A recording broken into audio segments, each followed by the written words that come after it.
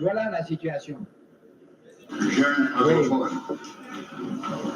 Il déclare ouvert le colloque international sur la paix. On oublie souvent qu'il est plus facile de faire la guerre que de faire la paix. Et quand le dialogue n'a pas fait l'économie de la guerre, un jour il faudra bien mettre fin à cette guerre. Il faudra recourir au dialogue, négociation au dialogue. Mais dans des conditions difficiles, après de destruction de tant de vies humaines, de biens matériels, il y a une citadelle de méfiance qui s'installe, difficile à démolir. C'est pourquoi nous avons préféré, nous, le dialogue que nous considérons comme l'arme des forts. Et pour l'Afrique, c'est très important, la paix. C'est l'indispensable. C'est le préalable à tout développement harmonieux de l'Afrique. Le peu que nous avons réussi, tout est relatif, malgré la crise en Côte d'Ivoire, sans une goutte de pétrole, sans un kilo de fer, de cuivre, de bauxite, d'uranium, de manganèse, nous l'avons obtenu grâce au travail de nos paysans, mais dans un climat de paix sociale. Ça veut dire combien nous sommes attachés à la paix et combien nous devons la soigner comme la prunelle de nos yeux. Et nous savons que ce n'est pas facile. Comment doit-on interpréter, Monsieur le Président, votre absence au dernier sommet de l'OUA qui a eu lieu à Addis Abeba? J'ai peur de l'avion. Voilà, j'ai peur donc de l'avion.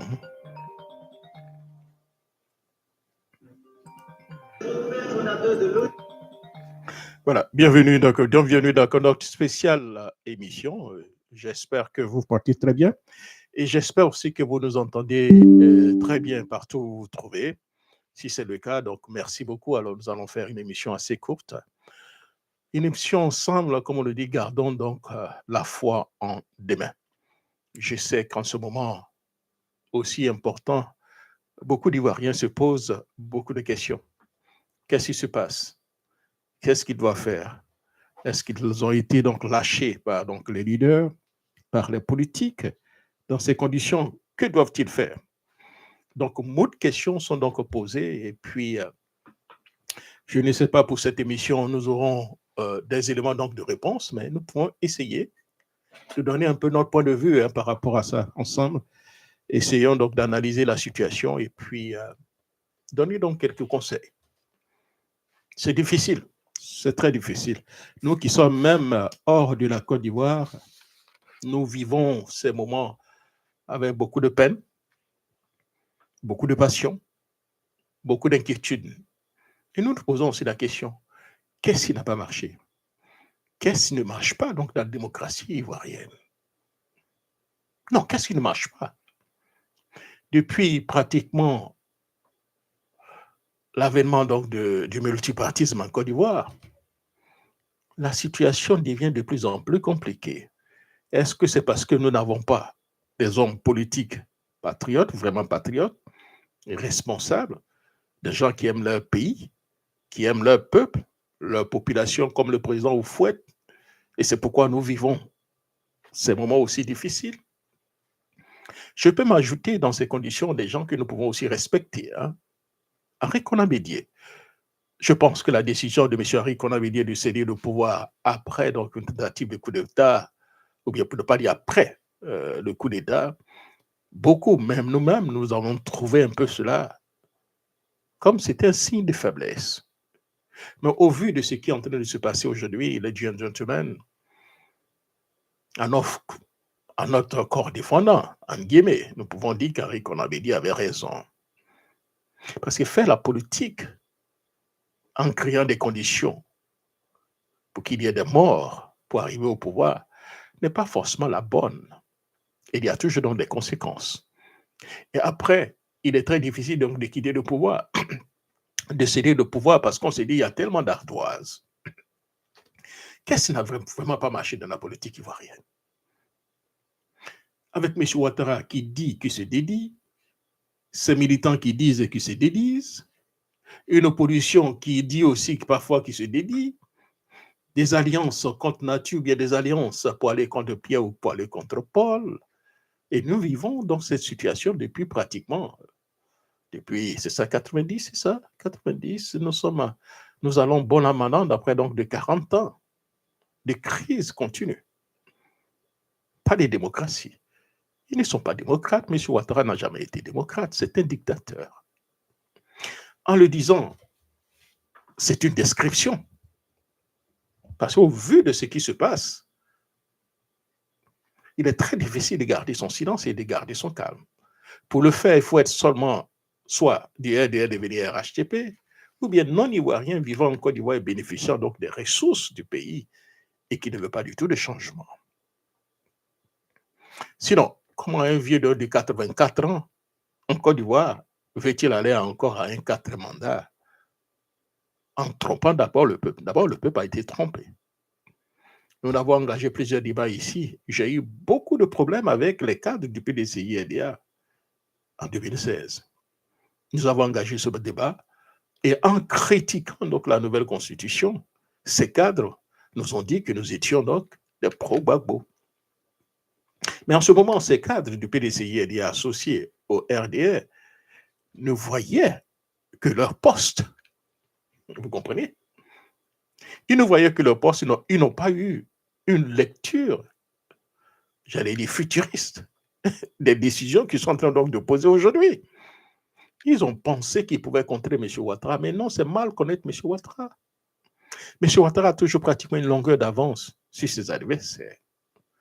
Et c'est pourquoi le plus souvent, il arrive toujours, il atteint toujours ses objectifs. Parce que ses adversaires réfléchissent à court terme, ils réfléchissent à aujourd'hui. Mais M. Ouattara pense à demain. Donc, il met déjà des garde-fous pour contrer ce qui va se passer. Et c'est ce que nous vivons maintenant, les gentlemen. Nous sommes partis pour un 4e mandat. I don't know. I don't want that to happen. But I have the impression that it might. Nous avons l'impression que ça risque donc de se passer. Et pourquoi? Parce qu'à un moment donné, on a mis notre ego au-dessus de l'intérêt supérieur de la Côte d'Ivoire. Nous avons tous mis nos égos au-dessus donc de l'intérêt supérieur de la Côte d'Ivoire. Les principes élémentaires de la démocratie, de l'état de droit, de ce sur quoi les gens se sont battus pendant donc des années, sont donc écartés au profit des intérêts particuliers. Le moi enfant libre, qui prend donc le dessus sur l'intérêt de tout un peuple. Et c'est vraiment dommage. Alors, d'aucuns me posent la question, mais au vu de ce qui se passe, les gentlemen, pourquoi vous ne faites pas encore semblant donc d'accepter un 4e mandat de M. Ouattara, surtout qu'il y a donc des réalisations? Mais c'est une grave erreur. On parle de démocratie, on parle d'attenance. Ça n'a rien à voir que quelqu'un travaille. Les gentlemen. Quelqu'un travaille ne veut rien dire ici. Ou on applique la démocratie, ou on ne l'applique pas. C'est dès le départ que nous nous posons donc les règles du jeu. Dès le départ. Dès le départ, on dit que nous sommes en démocratie. Dès le départ, nous avons une constitution qui est là, qui dit que vous avez droit à faire un mandat, et quand le peuple apprécie le travail que vous faites, faites un 2e mandat et puis vous partez. Il n'y a pas de raison de changer la constitution. Ça a été fait avec l'accord du PDCI-RDA de M. Henri Konan Bédié. Voilà la situation dans laquelle nous nous trouvons. Parce qu'en réalité, M. Henri Konan Bédié en acceptant, et puis le PDCI aussi en acceptant, il se dit, moi, tu es un côté. Oui, moi, en le faisant, on enlève donc le verrou, puisque la constitution donc, de 2000 était claire. Au-delà de 75 ans, vous ne pouvez plus être président. Donc, M. Henri Konan Bédié, certainement qu'il avait donc d'autres visées. Certains nous disaient qu'il avait dit en son temps que la majeure partie donc, de ces cadres étaient donc étaient pratiquement au-delà donc, de 75 ans. Donc, en laissant la constitution à cette constitution-là, c'était clair que beaucoup de cadres ne pouvaient pas se présenter. Mais so what? Il y avait des jeunes militants, mais on n'a pas fait confiance aux jeunes militants. On a pensé qu'on pouvait contrôler M. Ouattara, mais non. Ils ont eu tort. Ils ont eu tort. Et voilà la situation dans laquelle nous nous trouvons, où on manipule, on ment la population, on triche, on bâillonne la population. Maintenant, c'est 44 000 soldats qu'on veut mettre dans la rue pour protéger quoi? Un pouvoir, voler un pouvoir. It's not really good. 44 000 personnes. Je ne dis pas 4 000, hein? 44 000 personnes, 44 000 soldats qu'on met dans la rue. On met ça dans nos rues. Protéger qui? Contre qui? This is a question. C'est une démocratie à la Kalash. Mais ils ne sont pas surpris. Il y a des gens qui sont arrivés au pouvoir. M. Ouattara est arrivé au pouvoir avec la Kalash. C'est grâce à la Kalash qu'il est au pouvoir. Il a fallu qu'on détruise, on bombarde la résidence de l'ancien chef d'État, M. Laurent Gbagbo, afin que lui puisse être président. Je ne suis pas en train de juger, savoir s'ils avaient le droit, qui avait le droit ou qui n'avait pas le droit. En son temps, nous avons donc animé beaucoup d'émissions, nous avons donné notre point de vue. Nous avons critiqué en tant soit peu la décision de M. Laurent Gbagbo, même si nous comprenons en son temps pourquoi il résistait. Mais on le dit le plus souvent dans un village, même si vous avez raison, que la majeure partie de la population, pour ne pas de la grande partie de la population, dit vous avez tort, mais des fois, il faut avoir le nœud creux pour céder la place et puis attendre, savoir attendre. Tout le monde entier avait dit que M. Anguémé, bon, la grande majorité des gens qui sont revenus, avaient dit que M. Ouattara avait gagné donc les élections. Oui, M. Henri Konabe et M. Laurent Gbagbo qui croyaient fort à la démocratie, parce que c'est dit, si le Conseil constitutionnel prend une décision, le monde est obligé donc d'accepter. Le Conseil constitutionnel a décidé de Laurent Gbagbo vainqueur. Normalement, on devait plus continuer. Mais non. Mais les gens ont pris à contre-pied la décision du Conseil constitutionnel pour dire ce que la CEI a dit, c'était ce qui devait être appliqué. M. Ouattara devait être président. Ah oui, c'est une injustice. Mais étant donné que toute l'Afrique, ne pas dire le monde, quand vous prenez la France, les États-Unis, l'Allemagne, la Grande-Bretagne, l'Union européenne, la CEDEAO, l'Union africaine, tout ce monde vient vous dire que vous avez perdu les élections, que vous devez partir. Mais il faut savoir faire aussi amende honorable. C'est en sortant que nous avons critiqué la décision de Laurent Gbagbo, et surtout que dans les rues d'Abidjan, les gens commençaient donc à mourir, les gens ne pouvaient plus aller au marché, au champ pour se nourrir. Voilà pourquoi, en son temps, nous avons critiqué la décision de M. Henri Konabe, de M. Laurent Gbagbo de rester au pouvoir, vaille que vaille. C'est la même chose que nous faisons aujourd'hui avec M. Ouattara. Vous comprenez? Parce que je me dis, si Laurent Gbagbo, en son temps, avait été animé par la grande sagesse, en posant ses conditions pour céder le pouvoir, peut-être qu'on ne serait pas dans cette situation. Est-ce que Laurent Gbagbo allait être encore en position de force? Certainement. Il posait ses conditions. Vous comprenez? Ou pourquoi pas même créer des conditions pour qu'il y ait un partage donc, de pouvoir? Peut-être qu'on ne serait pas à cette situation. On a joué la politique du gagner, gagner, perdu, perdu, comme on le dit en Côte d'Ivoire. Nous sommes allés et nous nous trouvons dans la situation dans laquelle nous sommes. Et c'est la même chose que M. Ouattara est en train de faire. Il a fait le gagner, gagner, perdu, perdu pour le 3e mandat, ça a marché. Il pense qu'il peut faire le gagner, gagner, perdu, perdu pour le 4e mandat. Et s'il gagne le 4e mandat, il fera encore pour le 5e mandat s'il a encore la possibilité donc, d'aller à un autre mandat jusqu'à ce qu'il meure au pouvoir. Ce monsieur n'a pas envie de partir. Il ne partira pas. D'ailleurs, c'est ce qui est en train de se passer, comme je l'ai dit. Le gars, il a une vision déjà à long terme. Hein. Il pense déjà aux élections législatives, il ne pense plus aux élections présidentielles. Il s'est dit que c'est déjà gagné là. Alors, il s'est dit les élections législatives, les gens seront tellement frustrés, tellement fâchés, tellement machin qu'ils vont boycotter les élections législatives. Et lui, qu'est-ce qu'il fait? Il ira aux élections législatives avec tous ses amis et puis aller remporter les élections. Son objectif actuellement, c'est donc d'avoir le 2/3 de l'Assemblée nationale. Actuellement, il contrôle peut-être combien? 60%. Il faut encore à peu près 15%. Il contrôle les 2/3 de l'Assemblée nationale. Et en contrôlant les 2/3 de l'Assemblée nationale, il peut faire tout ce qu'il veut. Il n'a pas besoin même d'aller à un référendum. Vous comprenez? Donc voilà, il a une vision de demain. Alors que nous sommes en train de penser à hier et puis aujourd'hui. Mais non, M. Ouattara voit déjà demain. Sinon, comment comprendre qu'au moment où on a des difficultés pour organiser les élections présidentielles, on peut parler des élections législatives, alors que beaucoup pensent qu'il faut même décaler les élections présidentielles. Et déjà, on parle des élections législatives, vous comprenez? Voilà la situation dans laquelle nous sommes parce que nous avons donc des leaders qui sont tellement égoïstes. C'est ça qui se disent des docteurs. Vous comprenez? Parfois, on a l'impression que nos parents, même qui ne sont pas dans l'école, sont beaucoup plus patriotes réfléchis que ceux qu'on appelle docteurs aujourd'hui. Ils sont incapables de s'asseoir et réfléchir et penser à demain. Ah oui, je vais être aussi candidat, je vais te gagner. Parce que je me pose la question. Je sais qu'en me posant la question, les gens me poseront la question, mais tu as fait la même chose hier en supportant Kakabe.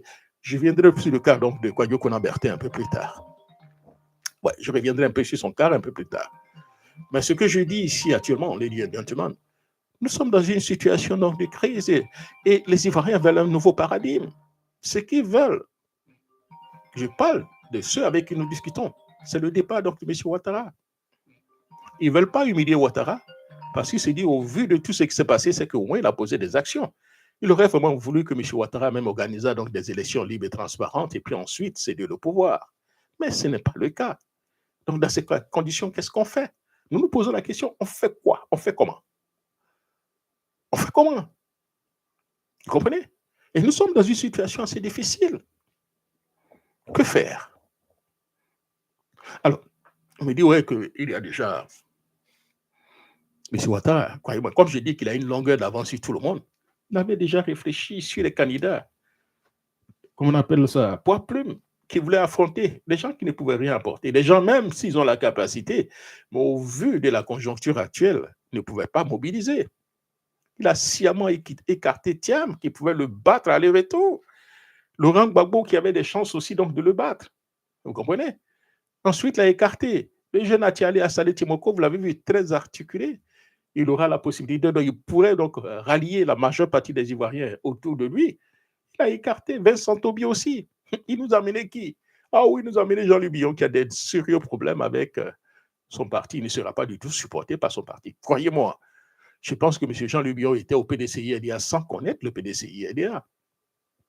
À l'heure là, tant qu'il n'y a pas un mot d'ordre de Thiam, même si le mot d'ordre vient de Thiam, une bonne partie des militants n'iront pas voter pour lui.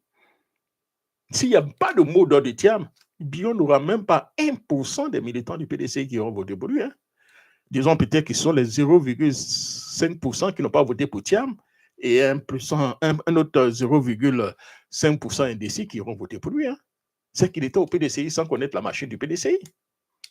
Les gens n'iront pas voter pour lui tant que Thiam ne donne pas son mot d'ordre. Tant que Thiam ne donne pas son mot d'ordre, ils n'iront pas voter pour lui.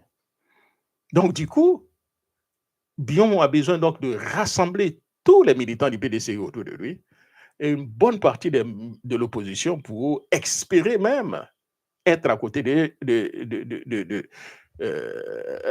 à côté d'Alassane. Il ne pourra pas le faire. Il nous amène Simone Gbagbo. Vous savez, je commençais à avoir beaucoup même une bonne opinion de Simone Gbagbo, mais sa déclaration, ça a été une déclaration qui a tué sa candidature après la décision du Conseil constitutionnel. Non, ça a tué sa candidature complètement. C'est fini. Il ne peut pas gagner quoi que ce soit. Une personne, Awa Domelo qui a un bon profil, mais le fait qu'il soit pro-russe,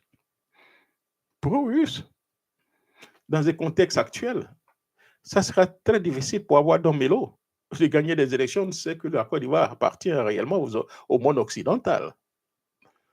Et laisser donc un pro-russe gagner des élections, I don't know. Et ensuite, il a des difficultés avec son parti, le PPACI. Tant que Laurent Gbagbo ne donnera pas un mot d'ordre pour qu'on supporte Awa Domelo ne pourra rien gagner. Hein. Il pourra avoir quelques manchins. En plus, il n'a même pas eu le temps donc de faire une campagne. Contrairement à Thiam, qui lui, pratiquement, depuis au moins 2 ans, il est quand même 2 ou 3 ans, ça, 2 ans, c'est depuis 2 ans, il est quand même sur le terrain. Même à Thiam, il avait aussi l'handicap. L'avantage de Thiam, vous comprenez, l'avantage de Thiam, c'est le fait d'avoir été le petit-fils du Fouboyi. Donc, cela était plus facile à vendre. Voilà. Parce que partout au vieux Tirano, ça, c'est le petit-fils du Fouboyi. Vous comprenez? Donc, au moins, lui, encore, avec le nom, son nom pouvait être un handicap. Mais je vais dire, le nom du Fouboyi autour de lui pouvait être un gros avantage. Donc, lui, au moins, la rigueur, il pouvait combler un peu cela. Il commençait déjà à combler même d'ailleurs. Mais les autres là, ce sont des poids plumes. Les 4 réunis ne pourront même pas faire 10% devant Ouattara. Parce que non seulement, si ces élections ont lieu maintenant, la grande majorité des opposants, des opposants n'iront pas voter. Je dis que si nous allons dans des conditions actuelles, là, si les élections doivent se passer avec les 4, la grande majorité n'ira pas du tout voter. C'est clair. Et ils seront obligés encore de se partager la petite, disons la petite minorité. Là. On ne peut pas dire la minorité, ils seront obligés de se partager cela. Donc, vous voyez que 10%, alors que M. Ouattara fera son plein. Non seulement le plein de ses militants, et non seulement aussi le plein du système qu'il a déjà mis en place. Je l'ai expliqué ici, quand les gens sont, je vais aller aux élections, ils me font tellement rire. Ça dit, ces gars-là, je n'ai même plus, tous ceux qui vont à ces élections sans avoir un plan, je n'ai même pas mis de respect pour eux. Parce qu'en réalité, c'est des gens qui jouent avec notre avenir. L'élection se gagne où? Au niveau, on parle des urnes, les gentlemen ici. Comment surveiller les urnes? Je l'ai expliqué à A plus B. Nous avons 24 000 bureaux de 24 000, hein, 24 000 bureaux de vote. 24 000. Et les candidats ont droit à 2 assesseurs par bureau de vote, ce qui nous amène à 48 000. C'est-à-dire rien que le jour du vote, là, il faut avoir 48 000 assesseurs dans le bureau de vote pour surveiller le vote. Pourquoi 2 assesseurs par bureau de vote? Parce que, admettons, un assesseur, il est humain, il a besoin de manger, il a besoin d'aller aux toilettes, il peut avoir un malaise. Donc, au cas où il s'en va aux toilettes, qu'est-ce qui se passe? Voilà pourquoi ils ont besoin au moins de 2 assesseurs dans le bureau de vote. Et quand vous avez ces assesseurs dans le bureau de vote, il faut avoir des assesseurs qui sont convaincus à votre cause, qui sont prêts à vous défendre. Et c'est des gens qui seront ce jour-là un peu bien rémunérés. Donc, je me dis qu'un bon candidat qui veut avoir des très bons assesseurs, puisque c'est des gens crédibles, au moins entre 50 et 100 000 ce jour. Vous comprenez? Alors, si on va sur la base donc, des 100 000, vous appelez les 100 000 multiplié par chose, les 100 000, hein, 100 000, voilà, écoutez. Voilà. Ça nous amène déjà sous la base. Rien que le jour du vote, là, à peu près 5 milliards. 5 milliards qu'il faut dépenser le jour du vote pour les assesseurs.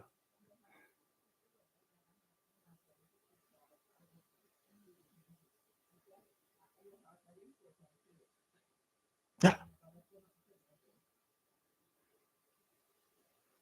Rien que le jour du vote, il faut 5 milliards. Tous ces candidats que vous voyez, à part peut-être Billon, je ne connais pas la capacité financière ou bien des choses de Awadomero, mais qui peut peut-être m'avoir le jour du vote 5 milliards. Le jour du vote, 5 milliards. Sans toutefois compter donc la campagne. Ce n'est pas une mince affaire. On ne se laisse pas comme ça pour dire, ah oui, je vais être président devant Ouattara. Ouattara qui lui dépensera minimum 200, 300, 400 milliards pour sa candidature, même s'il doit aller jusqu'à 500 milliards, il le fera. Pour lui, ça devient une question d'honneur et pour ses militants de vie ou de mort. Donc, s'il doit mettre tout le budget même de l'État pour être réélu, hein, il le fera. Et vous n'avez même pas même 5, vous êtes obligé d'aller demander attendre au moins les 100 millions qu'on vous donne, bien les 500 millions qu'on vous donne. Vous allez aller où avec ça?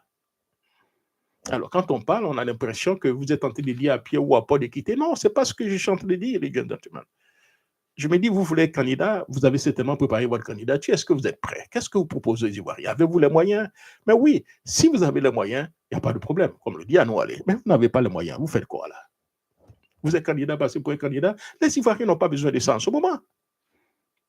Ils ont besoin d'un nouveau paradigme. Voilà pourquoi beaucoup ont apporté leur soutien à Tiam, parce qu'il se dit, ce monsieur a non seulement le background, il a la connexion, vous comprenez? Il a aussi les moyens pour engager une campagne contre M. Ouattara. Et ensuite, quand vous engagez une campagne contre Ouattara, ce n'est pas gagner dans les urnes là qui compte, hein. C'est comment après avoir gagné dans des urnes, vous allez avoir la possibilité donc de transformer votre victoire là votre ce résultat en victoire face à une CEI acquise donc à la cause, donc M. Ouattara. Voilà. Donc tout ça, c'était un plan qu'on calcule. Bion, un tout petit peu, avait donc ce plan, il avait un tout petit peu calculé. Mais malheureusement, il a pensé qu'en encourageant des gens qui vont torpiller Thiam, lui il pourra devenir le candidat du PDCI. Il sait mal connaître le PDCI. Peut-être qu'il est arrivé au PDCI, il ne connaît pas la machine du PDCI. Hein? Il ne connaît pas cette machine. Donc aujourd'hui, on se retrouve avec des candidats pieds cassés. Parce que jusqu'à preuve de contraire, je ne vois pas le candidat, pour le moment, peut-être que ça viendra, mais pour le moment, un candidat qui se dégage. Non, je ne vois pas ça encore. Peut-être que ça viendra. Vous comprenez? Et dans la situation dans laquelle ils sont, j'aurais vraiment voulu que face à tout ça, au moins que les gens s'organisent un peu. Il y a deux hommes de gauche. Ces deux hommes de gauche-là pouvaient au moins s'entendre. Dom Melo et puis Simone Gbagbo s'entendent. Peut-être que ça viendra, hein? Mais pour le moment, nous sommes obligés de critiquer en attendant. C'est au jour du jour que nous critiquons la situation. Au moins, les deux hommes de gauche là pouvaient s'entendre. Simone s'entendait avec Awadomeyo. Bion peut s'entendre avec l'autre, elle, je ne sais pas où elle est, mais en fait, voilà, vous comprenez. À défaut même, les trois peuvent s'entendre. Et puis proposer, pourquoi pas, un candidat. Je ne dis pas que c'est la meilleure solution. Mais au vu de ce que nous sommes en train de voir là, chers amis, nous sommes obligés donc de spéculer par rapport à tout ce qui est en train de se passer. Les Ivoiriens n'ont pas du tout réellement donc de choix, parce que ce sont des candidats pieds cassés qu'on nous met là. Donc, ce qui veut dire qu'on ira encore à ces élections sans réellement avoir des candidats. Donc voilà ensemble, chers amis, la situation dans laquelle nous nous trouvons. Hein. Et ce n'est pas facile. Ce n'est pas toujours facile. Alors, cette émission, on parle donc d'unité, de paix, d'espérance pour la Côte d'Ivoire. Unité, paix, espérance. Dans des conditions dans lesquelles nous vivons, unité, paix, espérance. On n'a pas le choix. On est obligé de protéger, hein, préserver ce qui est important, ce qui est donc essentiel pour nous. Donc, on fait quoi dans ces conditions? On fait quoi? Comment défendre notre démocratie? Nous nous posons donc des questions. Nous sommes dans un dilemme. Utiliser la méthode Ouattara? I don't think so. Cette méthode Ouattara et du RDR avec ce que nous connaissons. Ils ont encouragé la prise des armes. On a vu si c'est Bakongo clair. Hein? Les nordistes ont raison donc de prendre les armes, d'être dans la rébellion. Donc, chers frères, chères sœurs dans la Côte d'Ivoire, en ces temps où l'incertitude plane sur nos vies, où les épreuves semblent lourdes à porter, je vous invite donc à prendre donc une pause. Une pause pour respirer donc ensemble. Une pause pour réfléchir ensemble. Une pause pour espérer donc ensemble. Oui, notre pays a connu donc des heures donc de gloire, mais aussi des moments donc sombres. Pourtant, jamais la lumière ne s'est complètement donc éteinte. Aujourd'hui, donc, dans cette émission spéciale, nous nous poserons donc, nous nous proposons donc un test d'unité, de paix et, above all, d'espérance. Pour nous souvenir que, quelles que soient donc nos difficultés, nous appartenons tous à une même famille, la famille ivoirienne. Est-ce que certains comprennent toujours cela?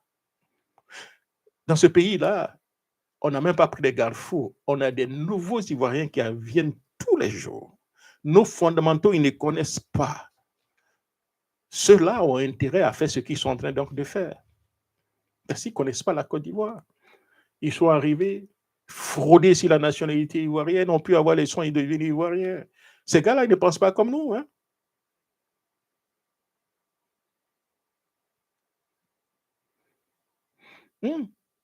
Ces gars-là ne pensent pas comme nous. Je vous l'ai dit, si on ne se rend pas compte du danger dans lequel nous sommes là, il y a 15 ans, 15 ans, c'est ça, non, 15 ans. Au moment où Gbagbo était au pouvoir jusqu'en 2010. Hein. Oui, il était en 2010, nous sommes en 2025, donc il y a à peu près 16-17 ans. Voilà ce qu'Abdoulaye Wade disait. Il dit les Ivoiriens, là, ils parlent d'étrangers. Mais ils ne savent pas que la Côte d'Ivoire appartient aux étrangers, que minimum 50% de la population est d'origine étrangère. Ça, il y a 15 ans. J'ai invité des cadres burkinabés avec qui nous avions discuté il y a pratiquement aussi 15 ans, c'était pendant la même période. Et ils nous disaient que le Burkina avait minimum 5 millions de ses ressortissants en Côte d'Ivoire, minimum 5 millions de ses ressortissants. Voilà la situation dans laquelle nous vivons. Hein? Yeah. C'est pas facile, hein? Ça ne sera pas facile. Donc, si nous n'avons pas un brin d'unité, nous ne nous en sortirons pas. Si les gens pensent que le fait de dire je suis candidat, je vais me fâcher contre mon mari, mon ancien mari, ou bien mon ancien parti, ils n'ont rien compris. Ils n'ont rien compris réellement ce qui est en train de se passer. Vous savez, je vais briser une confidence que m'a faite le président Thiam. Mais dis, mais les gens se battent pour des postes. Ils se battent pour des postes au PDCI. Mais ils ne comprennent pas que si nous gagnons ces élections, il y a plus donc de 8000 places à remplir.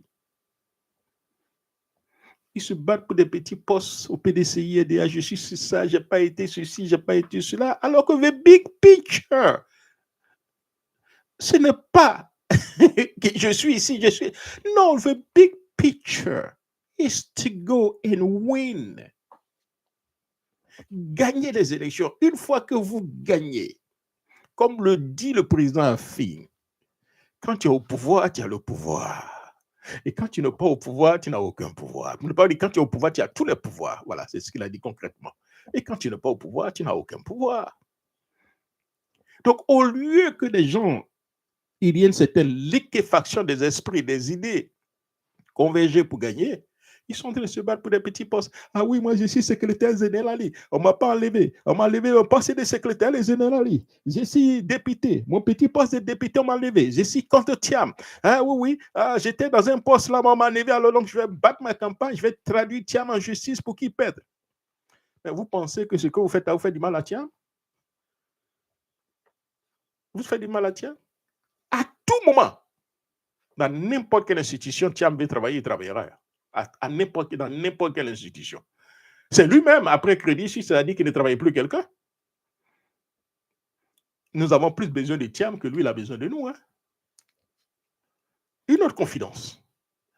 Mais je lui ai dit, mais on vous a sollicité pour que vous veniez dans cette situation-là. Pourquoi vous avez accepté? Ça, c'est une autre confidence. Mais dit, on doit faire quelque chose pour la Côte d'Ivoire. Si on ne le fait pas, nous allons nous enfoncer dans le trou. On a l'impression que les choses avancent, mais en réalité, les choses n'avancent pas dans le bon sens. Et si j'étais convaincu qu'il y avait peut-être des personnes qui étaient en mesure, pas parce qu'il n'y a pas de qualité, hein, il y a beaucoup de qualités, mais pour battre Ouattara, c'est notre système qu'il faut mettre en place. Et s'il y avait beaucoup d'Ivoiriens qui avaient au moins tout ça, je ne me serais jamais présenté. Mais en réalité, pour battre un candidat comme Ouattara, il faut non seulement avoir les finances, il faut avoir la connexion, il faut avoir le mind, et ensuite une organisation sur le terrain. Parce que même si vous gagnez sur le terrain, ce n'est pas sûr que vous puissiez réclamer votre victoire. Voilà ce qui a poussé donc le président Thiam à se présenter.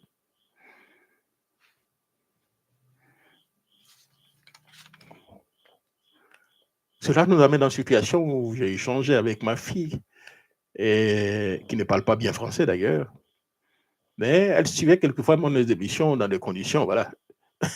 Elle a la possibilité de traduire parfois, mais talking point, et puis commenter avec moi. Et elle m'a posé la question, mais tu n'étais jamais réellement engagé dans la campagne. Pourquoi cette fois-ci tu es avec Thiam? Alors, je lui ai donné le profil donc de Thiam. D'abord, la Côte d'Ivoire et puis le profil donc de Thiam, qui puisse regarder. Et après un mois, elle est venue me dire, hey, Daddy, I think you're right. This guy is a big deal. Is a deal. This guy is the person your country needs at this point. Yeah. And I believe this guy can do a lot of stuff, that's a good thing for your country, for the population, even above all, for Africa.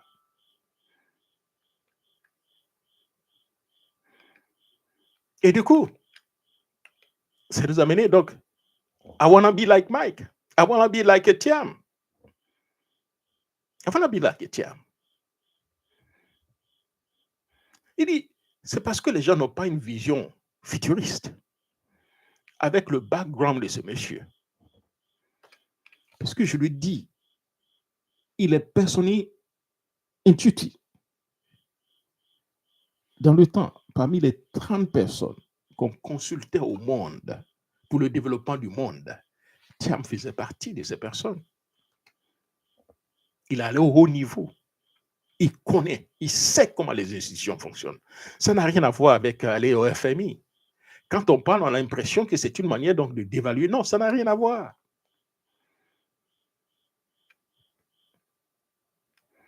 Là, il y a des rêves qui apportent en eux donc la force, le fait même de penser à Thiam. C'est un rêve qui apporte la force tranquille.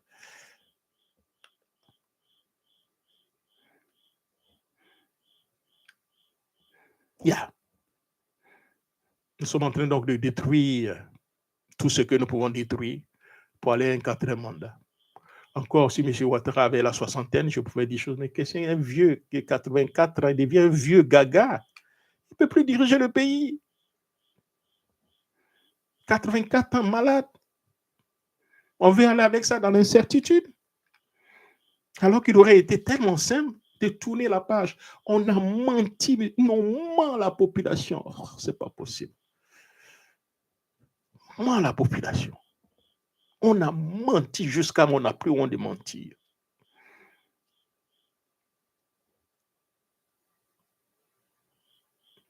On dit, ah oui, si les autres là sont candidats, moi je suis candidat. Mais tu es 4 les autres là, pourquoi tu vas mettre encore candidat?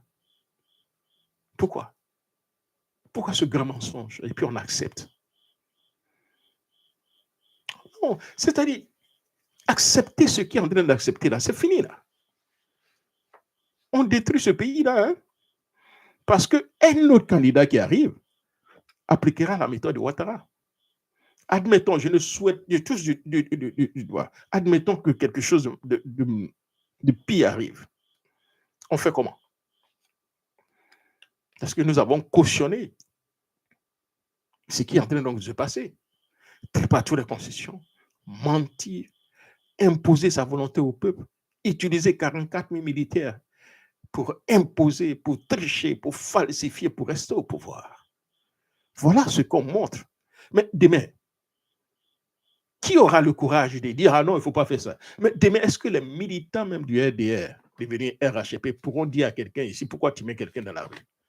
Si aujourd'hui je viens au pouvoir, que je vais mettre au moins 44 000 personnes au nord, pour dire « Ah oui, ça c'est des gens de potentiel, ils vont manifester, je les mets 44 000 personnes ». Vous allez avoir le courage de dire pourquoi on dit ça? Pourquoi je le fais? Nous sommes en train de justifier la dictature, justifier l'autocratie, parce qu'on veut un quatrième mandat. On n'a pas envie de compétir. On a triché, on a menti. On n'aime pas les nordistes. Ils arrivent. Et tous ceux qu'on écarte aujourd'hui, tous ceux qui écartent, ce sont les nordistes qui écartent les sudistes. Ce sont les nordistes qui mettent les sudistes en prison. Tous les jeunes là qu'on arrête tous les jours, là, qu'on met en prison, ce sont des sudistes. Ils sont arrêtés par qui? Par des nordistes. Si vous voulez qu'on fasse ce débat nord-sud, que vous l'avez fait hier, vous pensez qu'une population va accepter ça et parce que les gens sont là et vous aiment? Mais non! Les gens ne peuvent pas parler. Même nous qui sommes hors de Côte d'Ivoire, parfois quand on fait des émissions, on regarde à gauche, on regarde à droite. Imaginez-vous ceux qui sont au pays font comment alors? Ceux qui sont au pays font comment? C'est pas facile, hein? Alors, la manifestation donc du 4 n'a pas marché. Je sais que depuis lors, il y a beaucoup de spéculations. J'ai discuté avec des gens qui disent ah oh oui, tu vois, les opposants là, c'est des gens qui déçoivent, ils ne peuvent pas manger. Mais on fait une politique là, c'est pas forcément pour aller au cimetière, hein? Pas forcément pour aller au cimetière, c'est une question de stratégie. Quand le Conseil national de sécurité vient dire au monde entier que ce sont donc ceux qui vont manifester là, ce sont des hors-la-loi. Ils ne m'ont pas du tout informé. Donc, ce qu'ils font, c'est contre la loi. Donc, du coup, si l'opposition s'en tient à les manifester, c'est-à-dire qu'ils deviennent eux tous contre la loi. Dès lors, ils vont profiter de cette situation pour aller arrêter tous les cadres de l'opposition et les enfermer. Ne me dites pas que ce n'est pas possible. Hein? En 2020, il était allé arrêter le grand Henri Konan Bédié. Hein? Si M. Ouattara a osé donner des ordres pour qu'on puisse aller arrêter Henri Konan Bédié, c'est qui dans ce pays-là que M. Ouattara ne peut pas donner des ordres pour qu'on puisse aller l'arrêter? Henri Konan Bédié, en ce jour-là, était un garçon, il a pris sa cigare, il a tapé sur sa poitrine, que c'est mon cadavre qui sortira de ma maison. Faites ce que vous voulez, mais je ne sortirai pas volontairement donc de cette maison, c'est mon cadavre. C'est ce qui a fait que la soldatesse qu'on a menée chez Henri Konan Bédié a appelé plus haut, et Jean le sait, Henri Konan Bédié. Si on a pu faire ça sur Guillaume,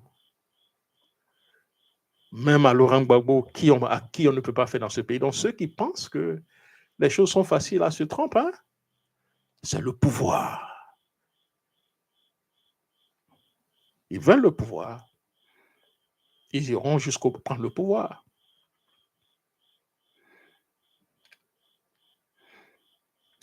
Dans la Côte d'Ivoire, est-ce que je peux toujours rêver donc d'une Côte d'Ivoire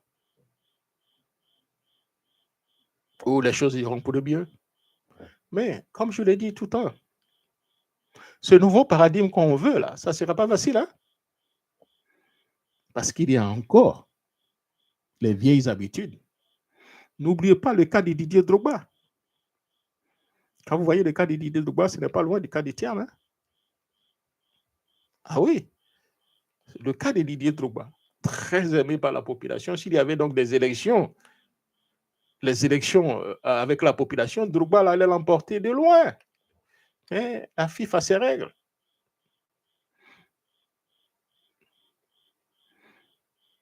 Et nous sommes avec des gens qui ne sont pas sérieux. Hein? Ah oui, même Ouattara qu'on n'aime pas, Ouattara est pratiquement le plus sérieux parmi eux. Alors que vous pensez que Ouattara ne l'est pas. Alors, imaginez, nous avons en face d'eux. Ah non, autour là, ce sont des brigands. C'est clair, hein? Le seul bon parmi eux, c'est Ouattara. Hein? Vous n'aimez pas Ouattara, mais c'est le bon parmi eux. Mais tous ceux qui sont là, ils sont prêts à tout. Hein? Alors, vous pensez que les gens qui ont cherché le pouvoir pendant des années comme ça vont laisser le pouvoir à la partie comme ça? Mais non. Ils ne laisseront pas le pouvoir partir. Alors, dans ces conditions, qu'est-ce qu'on doit faire? I don't know. Même si j'ai une idée, on ne peut pas en parler maintenant. Oui, notre pays a traversé donc des tempêtes, des tensions politiques et parfois qui divisent, des défis économiques qui pèsent donc sur les familles, des inégalités sociales qui fragilisent donc la cohésion. Certains ont perdu donc un emploi, d'autres ont perdu donc un proche. Beaucoup ont vu donc leurs rêves ralentis ou brisés. Dans ces moments, il est humain donc de douter, de se sentir donc fatigué. Mais souvenons-nous tous, la Côte d'Ivoire a toujours su se relever. La Côte d'Ivoire se relèvera. C'est donc une question donc de temps. Elle s'est donc relevée après donc des années donc d'indépendance pour bâtir donc une nation moderne et prospère. Elle s'est levée après donc des périodes de troubles pour retrouver donc la paix. Elle s'est relevée donc chaque fois que le découragement menaçait. N'oubliez pas, le découragement n'est pas ivoirien. Grâce donc à la solidarité et au courage de ses filles et fils du pays, la Côte d'Ivoire se relèvera. Ce n'est qu'une question de temps. Cette résilience est notre héritage. Elle coule dans nos veines. Elle est donc notre force silencieuse. Et aujourd'hui encore, les gentlemen, elle est donc, c'est elle qui nous permettra d'avancer. Et nous devons créer des conditions pour avancer. Nous ne devons pas donc céder au découragement. Ce n'est que trouver donc des solutions. Ça ne sera pas facile, hein? Ça ne sera pas facile. Mais au-delà de tout ça, c'est toujours le message de paix et d'unité. Comme le disait le président Houphouët-Boigny, la paix, ce n'est pas un mot, c'est un comportement. Et il a toujours dit, il est toujours plus facile de faire la paix que de faire la guerre. Vous comprenez, hein? Parce que celui qui veut faire la paix, là, il est obligé de faire des concessions, vous comprenez? Parfois même, où on ne doit même pas faire des concessions, vous comprenez? Mais discuter. Mais c'est plus facile. Je suis là, ma soeur Eugénie, elle me gifle. La chose la plus difficile, c'est de faire la paix, de ne pas répondre à ma soeur Eugénie. La chose la plus facile, elle me gifle aussi, ben voilà, je la gifle aussi. Ça, c'est très facile, ça. Mais imaginez-vous, et je suis là, elle me gifle, je ne réponds pas. Entre nous deux, qui est plus fort? Entre celui qui ne répond pas quand il est giflé, ou bien celui qui répond immédiatement une fois qu'on vous gifle, parce que c'est tout un instinct naturel.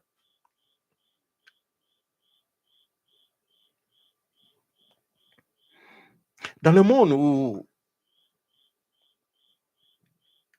tout semble vaciller, il est bon donc d'écouter la voix donc de la paix. Écoutons donc ensemble les messages venus donc de toutes les couches de notre pays. Des paroles simples mais puissantes, mais qui nous rappellent l'essentiel. Écoutons donc nos prêtres.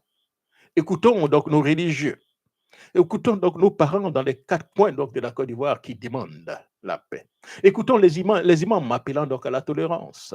Les prêtres ou pasteurs appelant donc l'amour fraternel.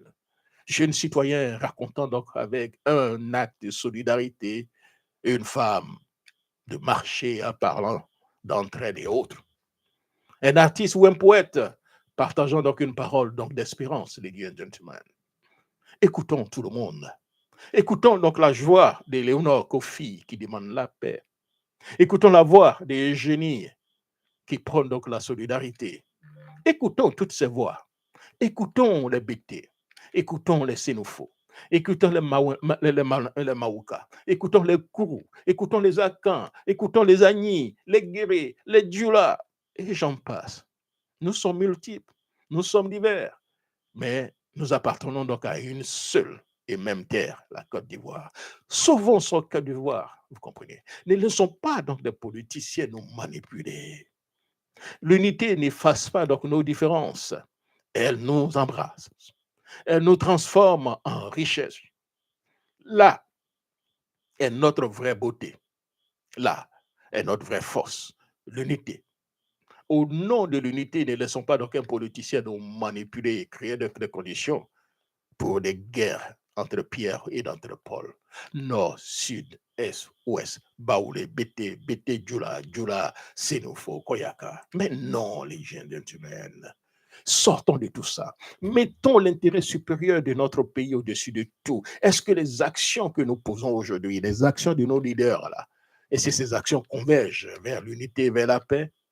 Voilà les questions que nous devons nous poser tous les jours. Mais on ne dira pas, oui, est-ce que ces actions me favorisent moi pour conserver donc mon pouvoir, vaille que vaille, mon petit pouvoir. Ladies and gentlemen, nous sommes donc à la croisée donc des chemins. Yeah, indeed. Parfois, l'espoir ne vient pas des grandes annonces, ni donc des discours officiels. Parfois, il pousse doucement dans l'homme à travers donc des gestes simples de femmes et des hommes ordinaires. Ce sont donc des graines d'espérance semées donc dans nos villages, dans nos villes, dans nos quartiers, dans nos écoles, un peu partout, les gentlemen. Hier, bâtissons donc cette Côte d'Ivoire. Il est temps que vous soyez à Papekou, que vous soyez à Zaoleli, que vous soyez à Kofi Kwasikro, que vous soyez à Go, que vous soyez à Odiéné, dans un village, l'intérieur loin, dans un campement. Un jeune a décidé donc de transformer donc une petite case abandonnée dans la salle donc des classes. Voilà des images que nous voulons avoir. Avec donc quelques amis, il a donc réparé donc des bancs. Oui, voilà ce que nous voulons voir. Des messages d'entraide, pas de haine. Nous voulons une Côte d'Ivoire qui gagne, une Côte d'Ivoire qui prospère, une Côte d'Ivoire où l'intérêt supérieur donc, du pays au-dessus de nos petitesses. Une Côte d'Ivoire où la tontine est la chose à mieux partager, vous comprenez. À Bobo, une femme, le marché qui crée donc une tontine pour aider des veuves à construire donc leur vie. Chaque semaine, chaque avec un peu d'argent, à gauche, à droite. Voilà ce sentiment de solidarité que nous en demandons. Et ça, c'est ce sentiment qui anime donc les grandes nations. Je le dis, les gentlemen, les grandes nations savent s'élever et se battre pour défendre leurs intérêts. Vous êtes aux États-Unis. Ici, la loi dit la liberté donc d'expression est fondamentale. Que vous soyez de gauche ou de droite, quand vous arrivez au pouvoir, vous devez donc honorer cela. Vous continuez à bâillonner donc la liberté d'expression, vous allez avoir donc de sérieux problèmes. On l'a vu avec donc le comédien Kimmel, dont je prends l'exemple ici. Quand il a été interdit de ses émissions par la chaîne ABC de Disney, même ses plus grands détracteurs, les républicains, les conservateurs, ont dénoncé donc l'attitude. Pourquoi? Parce qu'ils se sont dit, si on ne défend pas ces démocrates qui ne nous nomment pas aujourd'hui, alors que nous avons un président républicain, demain, quand un président démocrate viendra, nous, les démocrates, là, nous, les journalistes démocrates, nous, les comédiens démocrates, ce président va aussi nous chasser.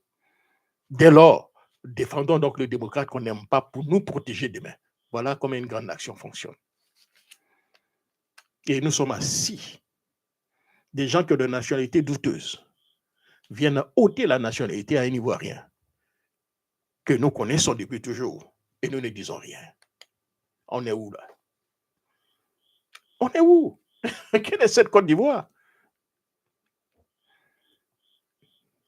Il est temps qu'Ayam Soko, que des groupes d'étudiants décident donc de révéler, j'allais dire, leur campus. À Papekou, que les gens s'asseyent autour donc, de leur petit vin donc, des palmes et parler, puis chanter donc, les louanges de la démocratie, le louange de la paix, le louange de la solidarité en alexandrin, les gentlemen. This is what we want. Nous voulons donc des goûts d'exemple. Vous comprenez, les gentlemen, toutes ces histoires que je suis en train donc, de vous relever ne feront peut-être pas la une donc des journaux, les gentlemen, mais elles sont celles qui bâtissent silencieusement la Côte d'Ivoire donc de demain, les gentlemen. Aimons donc notre pays et ne laissons pas que vous soyez un frère, un ami, un politicien détruire notre pays. Appelle donc au rassemblement et à la responsabilité citoyenne dans laquelle nous sommes. Rassemblons-nous, les gentlemen. Soyons unis pour défendre notre pays, pas pour laisser un politicien nous diviser. La paix n'est pas un slogan. Elle est donc une action quotidienne. Elle commence donc, si vous voulez, donc dans nos foyers, dans nos rues, dans nos conversations. Elle commence donc dans les mots que nous prononçons. Et ceux qui, si vous voulez, ceux que nous partageons, si vous voulez, hein, sur les réseaux sociaux ou même en vous parlant maintenant, les gentlemen. Chaque fois que nous refusons donc d'insulter, chaque fois que nous refusons donc, que nous tendons donc la main à quelqu'un qui pense autrement que nous, Chaque fois que nous privilégions le dialogue à la haine, nous posons donc une brique à l'édifice de la paix, une brique à l'édifice donc de cette Côte d'Ivoire que nous, les pères fondateurs, nous ont laissé. Ne laissons pas donc la division nous voler donc notre avenir. Ne laissons pas donc des petits politiciens nous diviser et créer des conditions en même temps pour qu'eux puissent exister. Prenons donc chacun notre part donc de responsabilité. Nous avons tous des responsabilités envers la mère patrie. Car la Côte d'Ivoire que nous voulons donc défendre, pour ne pas dire que la Côte d'Ivoire que nous voulons donc, nous voulons, je peux le dire, dépend de chacun d'entre nous. Voilà. Dépend de chacun de nous, des gestes que nous posons donc tous les jours. Yeah, ladies and gentlemen, we have to do something. We have to be bold.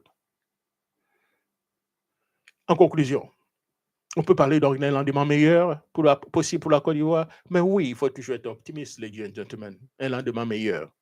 Quelle que soit la durée donc, des difficultés, ladies and gentlemen, je crois, Dieu comme faire, que les choses finiront par s'arranger. Chaque matin, le soleil se lève à nouveau sur la lagune ébriée. Peu importe dans la longueur de la nuit, le jour finira toujours par triompher, pour dire la chanson. Notre pays est riche donc de sa richesse, de sa diversité et de ses traditions et de sa foi. Ensemble, main donc dans la main, nous pouvons donc écrire donc une nouvelle page, celle d'une Côte d'Ivoire réconciliée, forte et rayonnante, ladies and gentlemen. Levons donc nos yeux, gardons la foi, marchons donc ensemble, ladies and gentlemen. Le meilleur reste donc à venir, ladies and gentlemen. Nous avons tous ce pays, et ce pays nous appelle.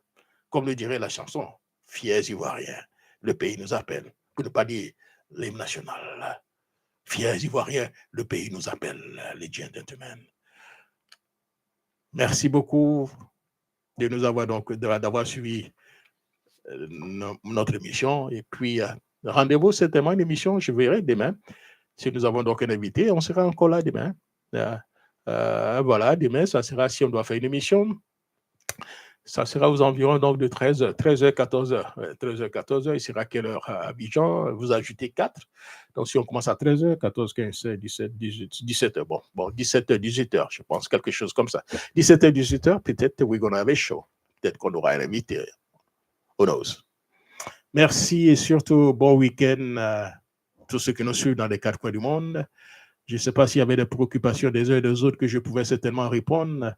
Qui peut contrôler donc le complexe d'infériorité, de mauvaise foi en personne? C'est bizarre quand même, voilà. Qui peut donc contrôler les ailes armées? Ça, c'est donc Léonard. Que Dieu sauve notre pays, bien sûr. Amen, amen. Il y a donc des gens ici à Abidjan qui s'en foutent même de ça. Ils se moquent de ceux qui veulent changer les choses. Oui, c'est clair, ils ne veulent pas du tout changer. Mais ce ne sera pas facile, hein? Monsieur Kayoro, ça ne sera pas facile. Hein? Les vieilles habitudes, là, on ne les change pas du jour au lendemain. Même quelqu'un, même en voulant changer sa vie, prenez le cas peut-être de vos enfants, hein? Il veut toujours aller en boîte de nuit. Et vous savez qu'en allant en boîte de nuit, là, ce n'est pas bon pour lui. Lui-même, peut-être, il sait. Mais parfois, vous allez vous battre tout le temps. Nos parents, c'est on fait pour nous, hein? Ah oui, on se cachait pour aller en boîte de nuit, pour aller faire ceci, pour aller faire cela, quand ils nous protégeaient. Ce n'est pas facile, hein? Parfois, vous vous posez la question, qui a raison, eux ou bien moi? Alors que vous savez que vous avez raison. Mais avec en face de vous, la résistance fait que vous posez au moins des questions. Les gens sont devenus inconscients parce qu'on a permis à ces gens-là d'écouter des Makosso. Vous comprenez? Voilà des gens qui ont des bagages surchargés. C'est ça-là qui deviennent des modèles du pays. Ils vont nous enfoncer dans des clashs. Voilà. Je vous ai dit que M. Ouattara faisait en sorte qu'il n'y ait pas donc des débats dans ces élections-là. On va nous amener dans de faux débats. Est-ce que vous voyez les gens parler donc de indice de développement humain, de parler de votre vie, de parler d'économie, de parler de la dette? Mais non, on ne veut pas ça. M. Ouattara ne veut pas ça. Il veut un débat où on vient parler de Nord-Sud. Voilà où il est à l'aise. Vous comprenez? Pour dire à ses parents du Nord, vous voyez, non? Si vous laissez le pouvoir là, mais vous êtes foutus. Apportez, restez derrière moi. Voilà le débat que M. Ouattara veut. Hein? Voilà le débat que le RDR veut. Le débat ne veut pas des débats où on parle des bisonvilles qui ont été cassées, nos terres qui sont occupées par les non-ivoiriens, les non-ivoiriens qui commencent à occuper l'espace. Non, ils ne veulent pas ça. Quand vous parlez de ça, vous êtes xénophobe. Voilà un peu le débat qu'on veut nous amener. Merci beaucoup, cher ami. Et puis surtout, je ne sais pas si j'ai lu l'autre. On peut enlever donc un homme donc, dans le cœur, mais pas, ça c'est clair. C'est un son encore donc, dans les luttes ethniques. Oui, c'est clair. Que Dieu sauve notre pays. Ah oui, eh ouais, Amin, on a vraiment besoin de ça. Merci beaucoup, les gars, et surtout bon week-end.